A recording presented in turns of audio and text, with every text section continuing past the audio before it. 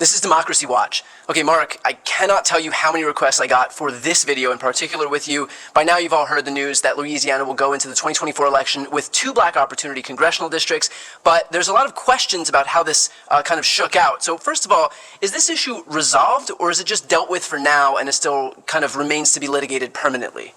Yeah, so look, this is done for 2024. And let me just start by saying, I know there was a lot of back and forth about Louisiana. I think actually you and I talked about the fact that this was going to be a bit of a messy process, but that in the end, I promised everyone in the end, Louisiana would have 2 black opportunity districts for 2024, and they do.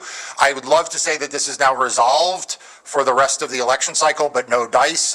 This is resolved for 2024, but the courts are going to pick this up again come 2025 looking forward.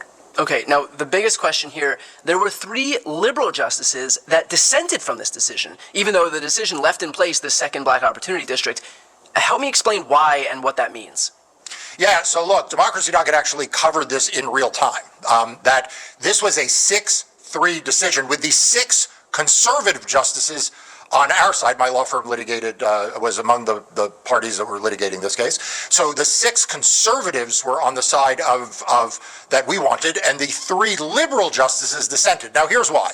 It's not that the liberal justices don't want there to be 2 black opportunity districts, or, well, I'm not going to speculate on what the 6 conservative justices want, while they're running flags up the flagpole, so to speak. But I think that what was at play here is an underlying dispute over the procedural posture of the case. And that is something called the Purcell Doctrine, which basically says that there comes a point before in close proximity to elections that it's simply too late to change the election rules. And conservatives have wanted to move that time period earlier and earlier in the cycle, basically just saying it's too late. And in most cases, that disadvantages voters, because what it means is that if there is a voter suppression law that is struck down close in proximity to an election, that will be stayed. It won't go into effect. That blocking of the law won't take effect for that election cycle. So liberal justices and liberal judges typically want the Purcell cutoff to be very, very close to Election Day. Conservative justices have been moving that earlier and earlier in the process. And in this instance, the moving it earlier in the process benefited those of us who wanted 2 black opportunity districts and disadvantaged a later court decision that would have struck that down. And so I think that's what was playing out in the Supreme Court. Mark, we don't generally even see a lot of consistency among these conservative justices. They generally just hand down rulings that are beneficial to their party. So why did the conservative Supreme Court justices allow this to stand when they could have simply shown hostility to a 2nd congressional district that would benefit Democrats? Yeah, great question. And so I'd like to say the answer is superior lawyering, since my partner Abba Khanna filed a brief in the Supreme Court. Shout out there to Abba. But look, I think that it's been a hallmark in the last few Supreme Court terms that we have seen the Supreme Court give some favorable rulings in voting and redistricting cases. Remember, the Supreme Court ruled in our favor in a case also that my law firm litigated. The North Carolina ISL case was a redistricting case. Also, the Alabama case, remember, was a redistricting case that was ruled in favor, in our favor. Again, another case that my law firm litigated.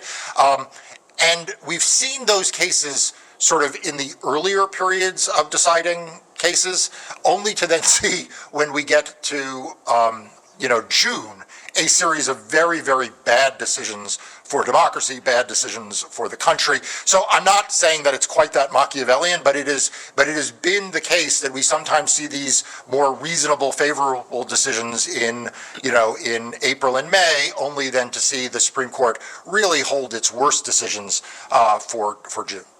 Now, you mentioned that your law firm was involved in litigating this case. For those watching right now, if you want to support the work that Mark and his team are doing, and that work is especially valuable, I think, as we're seeing right now, the best way to do that is to sign up for Democracy Docket. It's the free news outlet Mark founded to focus on everything in voting and elections. I'll put the link right here on the screen and also in the post description of this video. So Mark, with this resolution to this case now, are there maps, are all of the country's maps basically set for the 2024 election as they stand right now? Yeah, so look, I think as a practical matter, since they said, since the 6 justices said it is now too late to have there be a new map in Louisiana, that we should assume that the maps that you have seen, that we have in place now, are the maps that we are going to see for 2024. But I want to point out that there are a couple of really important cases that are still pending. Number one, the Supreme Court is continuing to sit on a very, very important racial gerrymandering case out of South Carolina. Inexcusable, one of the most inexcusable delays that I have experienced in my career. I like how you say one of, because another case that they're waiting on is to determine whether or not we have a king in this country, and so they're really taking their time with some cases that ought to be resolved pretty damn quickly.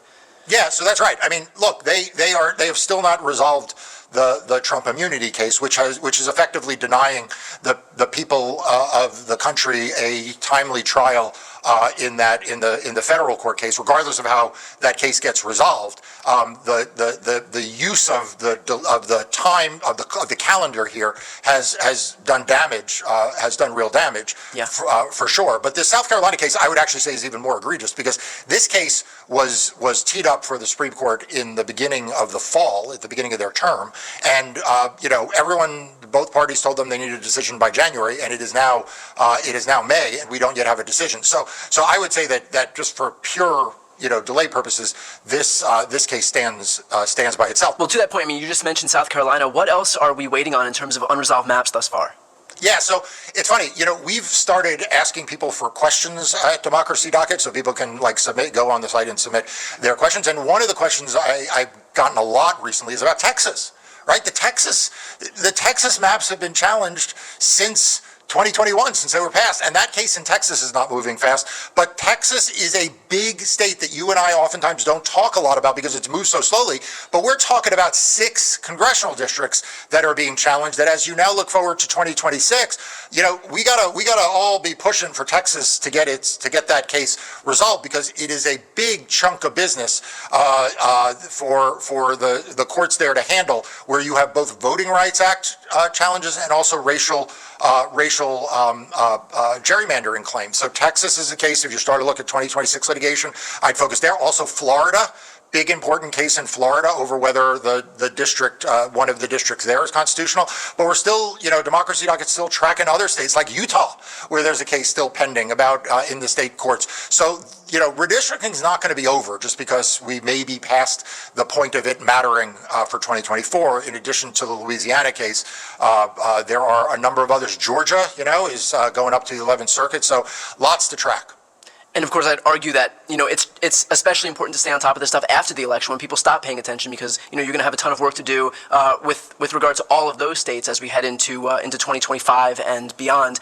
Let's finish off with this. We have seen all of these scattershot rulings, these scattershot cases. What's the ultimate solution here, so that we're not constantly presented with all of these illegal or abusive challenges to the maps on a rolling basis by Republicans?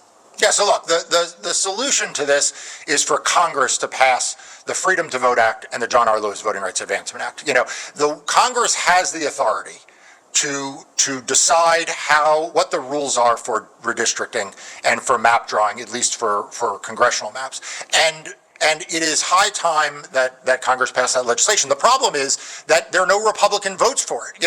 If you go back and you look at how close we came to passing meaningful redistricting legislation, voting rights legislation, election reform legislation in those 3 bills. If you take those 3 bills combined, do you know how many votes they got, how many Republican votes they got in the House of Representatives? It's not looking like a big number. Zero. Not a single Republican voted for any of those 3 bills, notwithstanding the fact that, in 2006, the Voting Rights Act was reauthorized 98-0 in the Senate, and with only 33 Republican no votes in the House. The party of Trump has moved the Republican Party so far off the scale against democracy that we just accept as a norm now that Republicans are going to contest at every election result. They're going to gerrymander every map. They're going to try to strike down the Voting Rights Act. They're going to try to racially gerrymander. We just take these things for granted right now, and you cannot have a healthy democracy if one political party is at every turn fighting against it.